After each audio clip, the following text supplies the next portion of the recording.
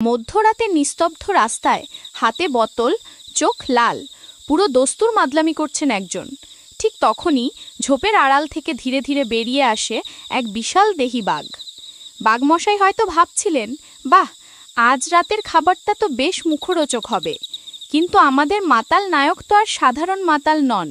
বাঘ দেখে ভয়ে সিটিয়ে যাওয়া তো দূরের কথা, তিনি কিনা অত্যন্ত আত্মবিশ্বাসের সাথে মদের ঘ্রাণযুক্ত হাতটি বাঘের নাকের কাছে ধরলেন। আর মদের ঘ্রাণ পেয়ে বাঘটি উপরে লাফিয়ে উঠে ভদ্র ছেলের মতো শান্ত হয়ে যায়। এরপরই ঘটে একটি মজার অদ্ভুত ঘটনা। মাতাল লোকটি তখন বাঘের পিঠে চড়ে বসে। দেখুন তো কি কাণ্ড! যেখানে দিনের বেলায় বাঘ দেখলে মানুষ বুক চাপড়ে দৌড়ায়, সেখানে এই রাতের বেলায় এক মাতাল বাঘের পিঠে সওয়ার হয়ে গেলেন।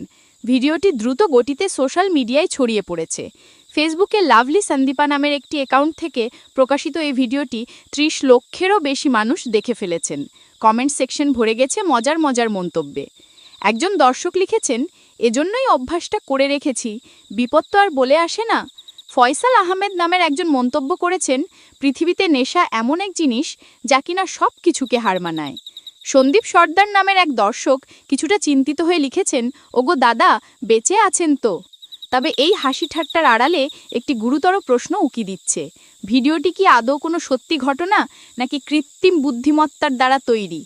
বর্তমানে এআই প্রযুক্তি এতটাই উন্নত হয়েছে যে কোনটি সত্যি আর কোনটি মিথ্যা তা সাধারণ মানুষের পক্ষে যাচাই করা রীতিমতো কঠিন হয়ে দাঁড়িয়েছে। চোখের সামনে যা দেখছি তা কি আসলেই বাস্তব, নাকি প্রযুক্তির মায়াজাল? প্রিয় দর্শক, এই ভিডিওটি দেখে আপনার কি মনে হচ্ছে? এটি কি মদের ক্ষমতা, নাকি এআই এর ক্ষমতা? আপনার মূল্যবান মতামত কমেন্টে জানাতে ভুলবেন না।